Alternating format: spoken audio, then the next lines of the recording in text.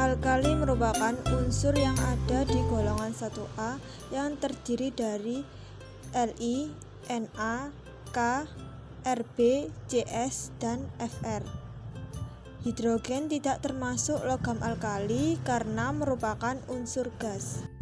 Berikut merupakan data sifat fisis logam alkali. Yang pertama yaitu nomor atom. Semakin ke bawah, maka nomor atomnya semakin tinggi. Begitu juga dengan jari-jari atom, jari-jari ion, massa jenis. Selanjutnya, titik cair. Semakin ke atas, maka titik cairnya semakin tinggi. Begitu juga dengan titik didih, energi ionisasi, keelektronegatifan, dan juga kekerasan. Berikut merupakan warna nyala pada logam alkali. Yang pertama, litium memiliki warna nyala merah tua. Natrium memiliki warna nyala kuning. Kalium memiliki warna nyala ungu. Rubidium memiliki warna nyala merah kebiruan. Cesium memiliki warna nyala biru. Reaksi-reaksi logam alkali. 1. Reaksi dengan air. Semua logam alkali bereaksi dengan air membentuk basa dan gas hidrogen. Litium bereaksi agak pelan, sedangkan natrium bereaksi hebat. Kalium, rubidium, dan cesium dapat meledak jika dimasukkan ke dalam air. Reaksinya adalah 2L plus 2H2O menjadi 2LOH plus H2, di mana L adalah logam alkali. Yang kedua yaitu reaksi dengan hidrogen. Jika dipanaskan, logam alkali dapat bereaksi dengan gas hidrogen membentuk hidrida, suatu senyawa ion yang hidrogennya mempunyai bilangan oksidasi -1. Reaksinya yaitu 2L plus H2 menjadi 2LH, di mana L adalah logam alkali. Yang ketiga, reaksi dengan oksigen. Logam alkali terbakar dalam oksigen membentuk oksida, peroksida, atau superoksida. Reaksinya yaitu 4L plus O2 menjadi 2L2O, di mana L adalah logam alkali. Kalium, rubidium, dan cesium dapat membentuk superoksida dalam oksigen berlebihan. Reaksinya yaitu L plus O2 menjadi LO2, di mana L adalah logam alkali. 4. Reaksi dengan halogen. Logam alkali bereaksi hebat dengan halogen membentuk garam halida. Reaksinya yaitu 2L plus X2 menjadi 2LX. Keterangannya yaitu L adalah logam alkali. Natrium cair terbakar dalam gas klor menghasilkan warna nyala berwarna kuning khas. Pembuatan litium. Sintesis logam litium memerlukan teknologi elektrolisis, dan proses ini berlangsung sangat sulit disebabkan sulitnya memasukkan satu elektron kepada ion logam litium yang bersifat sangat elektropositif. Biji litium yang penting adalah spodumene IAL SiO3 2 kali. Bentuk litium alfa akan diubah menjadi bentuk litium beta pada kisaran suhu antara 1100 derajat Celcius. Campuran kemudian dicampur dengan asam sulfat panas, kemudian diekstraksi ke dalam air untuk mendapatkan litium sulfat Li2SO. Senyawa sulfat ini kemudian ditambahkan natrium karbonat untuk mendapatkan garam Li2CO3 yang tidak mudah larut di dalam air. Reaksi litium karbonat dengan asam klorida akan diperoleh litium klorida atau LiCl yang siap untuk dielektrolisis. Reaksinya adalah Li2SO4 plus Na2CO3 menjadi Na2SO4 plus Li2CO3. Li2CO3 plus 2HCl menjadi 2LiCl plus CO2 plus H2O. Disebabkan litium klorida memiliki titik leleh yang tinggi yaitu lebih dari 600 derajat Celcius, maka LiCl dicampur dengan KCl sehingga titik lelehannya turun menjadi 430 derajat Celcius. Penggunaan litium. 1. Bahan pembuatan pesawat luar angkasa. 2. Pembuatan baterai. 3. Sebagai neuroprotektif. 4. Menghambat apoptosis. 5. Membantu otak dan jantung. 6. Menginduksi autofagi. 7. Meningkatkan fungsi kognitif. 8. Menstabilkan suasana hati. 9. Mengatasi penyakit Huntington. 10. Menurunkan resistensi insulin. Cara pembuatan natrium. NaCl memiliki titik leleh lebih dari 800 derajat Celcius. Oleh sebab itu, pembuatan natrium hanya dengan NaCl saja akan membutuhkan energi yang cukup besar.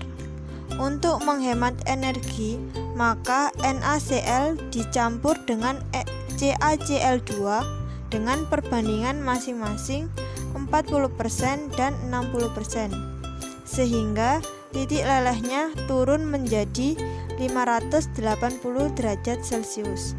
Reaksi yang terjadi, katoda Na plus E- menghasilkan Na, anoda Cl- menghasilkan setengah Cl2 ditambah elektron min. Kegunaan natrium. Yang pertama, digunakan dalam memperbaiki struktur paduan tertentu, sabun, pemurnian logam cair, dan lampu uap natrium. Yang kedua, natrium salah satu komponen natrium klorida yang merupakan senyawa sangat penting yang terdapat di lingkungan hidup. Yang ketiga, natrium penting dalam pembuatan senyawa organik dan pembuatan ester. Cara pembuatan kalium. Kalium tidak ditemukan tersendiri di alam, tetapi diambil melalui proses elektrolisis hidroksida. Metode panas juga lazim digunakan untuk memproduksi kalium dari senyawa-senyawa kalium dengan CaC2, C, Si, atau Na. Pembuatan logam kalium dengan pertama, elektrolisis lelehan KOH, kedua, elektrolisis lelehan KCN, ketiga, reduksi garam kloridanya, keempat, reduksi KCl dengan natrium. Kalium tidak dibuat dengan metode yang sama seperti natrium, karena logam kalium awalnya dibentuk melalui elektrolisis larutan KCl terlarut dalam garam yang dilelehkan. Reaksinya yaitu katoda Na plus elektron min menjadi Na, anoda Cl menjadi setengah Cl2 plus elektron min. Kalium dibuat melalui reaksi logam natrium dengan KCl cair pada suhu 850 derajat Celcius. Reaksinya yaitu Na plus KCl menjadi K plus NaCl. Kegunaan kalium. Pertama, kalium klorida atau KCl merupakan senyawa kalium yang paling umum. Kalium klorida atau KCl dapat digunakan dalam pembuatan pupuk dan juga sebagai pengganti garam. Kedua, kalium dapat digunakan untuk memproduksi bahan kimia lainnya. Ketiga, jenis kalium lain seperti kalium hidroksida atau KOH dapat digunakan dalam pembuatan sabun, deterjen, dan pembersih saluran air. Keempat, kalium nitrat atau KNO3 digunakan dalam produksi pupuk, korek api, dan juga kembang api. Cara pembuatan rubidium. Dengan cara mengolah lelehan kloridanya dengan uap Na pada suhu tinggi. Kemudian logamnya dimurnikan dengan destilasi. Rubidium tidak dapat diperoleh dengan proses elektrolisis karena logam-logam yang terbentuk pada anoda akan segera larut kembali dalam larutan garam yang digunakan. Oleh sebab itu, untuk memperoleh rubidium dilakukan melalui metode reduksi. Proses yang dilakukan untuk memperoleh logam ini yaitu dengan mereaksikan lelehan garamnya dengan natrium. Persamaannya yaitu Na plus LCl menjadi L plus NaCl, di mana L yaitu rubidium. Dari reaksi di atas, L dalam bentuk gas yang dialirkan keluar. Gas yang keluar kemudian dipadatkan dengan menurunkan tekanan atau suhu sehingga terbentuk padatan logam L. Karena jumlah produk berkurang, maka reaksi akan bergeser ke arah produk. Demikian seterusnya hingga semua logam L habis bereaksi. Kegunaan rubidium. 1. Digunakan dalam pembuatan fotosel dan pembersihan sisa gas dari tabung vakum. 2. Rubidium juga digunakan dalam turbin uap, dalam jam atom, dalam beberapa jenis kaca. 3. Rubidium digunakan dalam gelas, keramik, dan kembang api untuk memberikan warna ungu. 4. Digunakan sebagai katalis dalam beberapa reaksi kimia. Cara pembuatan cesium. Cesium tidak dapat diperoleh melalui proses elektrolisis, melainkan melalui metode reduksi. Logam Cs dapat dibuat dengan mereduksi lelehan senyawa CsCl. Persamaannya yaitu Na plus CsCl menjadi Cs plus NaCl. Reaksi berada dalam kesetimbangan. Karena Cs mudah menguap, maka Cs dapat diproduksi terus dengan cara yang sama seperti K. Kegunaan cesium.